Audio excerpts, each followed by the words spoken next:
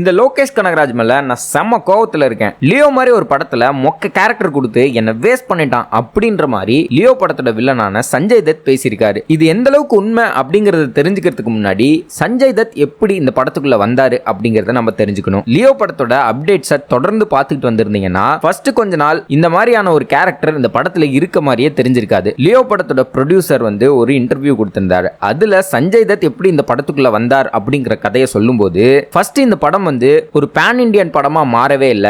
அதுக்கப்புறம் தான் இந்த கதையில கொஞ்சம் சின்ன சின்ன சேஞ்சஸ்லாம் பண்ணி ஹிந்தி ஆக்டர் யாரையாவது கூட்டு வந்து நடிக்க வைக்கலாம் அப்படின்னு ஸ்கிரிப்ட்ல சேஞ்சஸ் பண்ணோம் அப்படிங்கிற மாதிரி சொல்லியிருந்தாரு. இது போக இந்த படத்தை நல்லா பார்த்தா தெரியும், ஃபர்ஸ்ட் ஆஃப் செம்ம கிளாஸியா சூப்பரா பண்ணிருப்பாங்க. செகண்ட் ஹாஃப்ல தான் கண்டென்ட்டே இல்லாம ஒரு மாதிரி உழைப்பி வச்ச மாதிரி இருக்கும். இதுக்கு முக்கியமான காரணம் ஒரு நல்ல கதையை ஒரு நல்ல டைரக்டர் எடுத்துட்டு வரும்போது இந்த கதையை எப்படியாவது பேன் இண்டியால செல் பண்ணிடணும், வேற வேற மாநிலங்கள்ல படத்தை பயங்கரமா ஓட வச்சு 1000 கோடி அடிச்சிடணும் அப்படிங்கிற ஆசை நல்ல கதையை குழப்பி விட்டுறாங்க. இப்படி குழப்பப்பட்ட ஒரு படம் தான் லியோ. இப்ப சில பேர் கேட்கலாம், அதெல்லாம் சும்மா ஜோக்குக்காக சொன்னப்பா, மீடியாக்காரங்க கொஞ்சம் ஓவர் ஹைப் பண்ணிட்டாங்க அப்படின்னு லோகேஷ் கனகராஜுக்கு போன் பண்ணி அவர் பேசினாராமே அப்படின்னு. ஆனா படம் பார்த்த நம்ம எல்லாருக்கும் தெரியும், உண்மையாவே அந்த ரோல் கொஞ்சம் மொக்கையான ரோல் தான்.